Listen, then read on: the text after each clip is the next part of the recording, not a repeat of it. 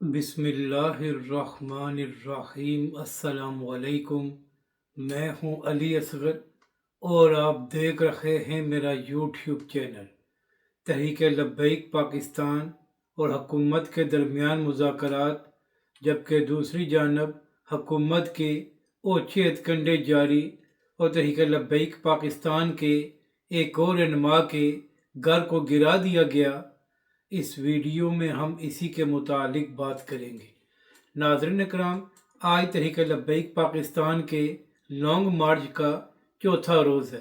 ناظرین اکرام، اس وقت مارچ میں تحریک لبیک پاکستان کے اراکین شورا اور حافظ سعد رضوی موجود ہیں، اور اس کے ساتھ ساتھ تحریک لبیک پاکستان کے ہزاروں کارکن بھی وہاں پر ہیں۔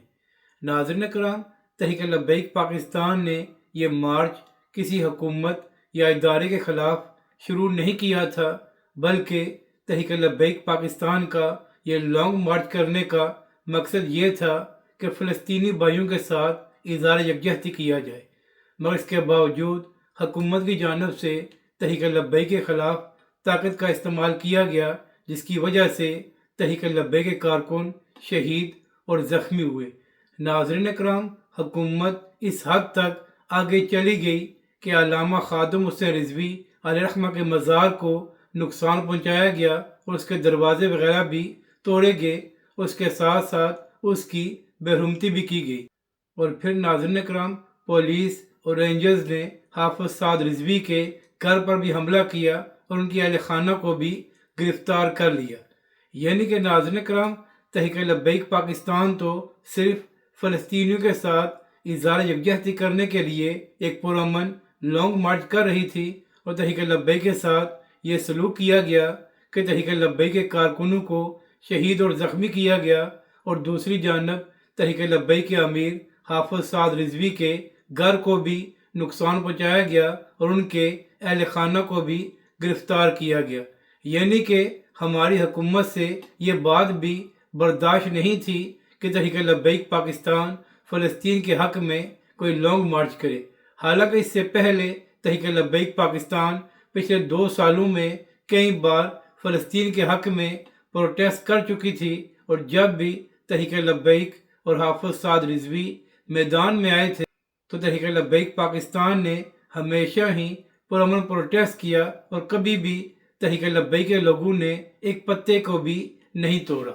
مگر اس کے باوجود اس بار حکومت کی جانب سے یہ فیصلہ کیا گیا کہ تحریک لبیک کے خلاف طاقت کا استعمال کیا جائے گا۔ یعنی کہ ناظرین کرام، تحریک لبیک پاکستان نے تو ایک ہی دن صرف چند گھنٹے پروٹیسٹ کرنا تھا، مگر جب حکومت کی جانب سے طاقت کا استعمال کیا گیا تو معاملات اس حد تک آگے چلے گئے ہیں کہ اب تحریک لبیک پاکستان کا جو لانگ مارچ صرف چند گھنٹوں کے لیے ہونا تھا، آج اس کا چوتھا روز ہے اور عوام دن بدن اس میں زیادہ آ رہے ہیں۔ یعنی کہ حکومت نے طاقت کا استعمال بھی کر لیا، حافظ سعد رضوی کے اہل خانہ کو بھی گرفتار کر لیا، مگر وہ تحریک لبیک پاکستان کے لانگ مارچ کو روک نہیں سکے۔ تو کل اسی حوالے سے مفتی منیب الرحمان صاحب اور اس کے بعد مولانا فضل الرحمان نے بھی حکومت اور تحریک لبیک کو کہا تھا کہ آپ دونوں ہی مذاکرات کریں تاکہ معاملات بہتری کی طرف جا سکے۔ تو کل رات اسی حوالے سے تحریک لبیک پاکستان کے ایک رہنما کی جانب سے سوشل میڈیا پر یہ کہا گیا تھا کہ حکومت اور تحریک لبیک کے درمیان مذاکرات شروع ہو گئے ہیں۔ تو یہی وجہ ہے کہ کل رات تحریک لبیک کے کارکنوں پر طاقت کا استعمال بھی نہیں کیا گیا۔ تو اب دیکھنا یہ ہے کہ حکومت اور تحریک لبیک کے درمیان مذاکرات کب تک فائنل ہوتے ہیں اور کب تک یہ معاملات ختم ہوتے ہیں اور کس طرح یہ مذاکرات آگے بڑھتے ہیں۔ تو سوال یہ ہے کہ اگر بالآخر حکومت نے تحریک لبیک کے ساتھ مذاکرات ہی کرنے تھے تو پھر جب لانگ مارچ سے 2 دن پہلے تحریک لبیک پاکستان کے مرکز پر پولیس کے ساتھ چڑھائی کی گئی تو بہتر نہیں تھا کہ اسی وقت تحریک لبیک کے ساتھ بات چیت کی جاتی تاکہ معاملات خراب نہ ہوتے۔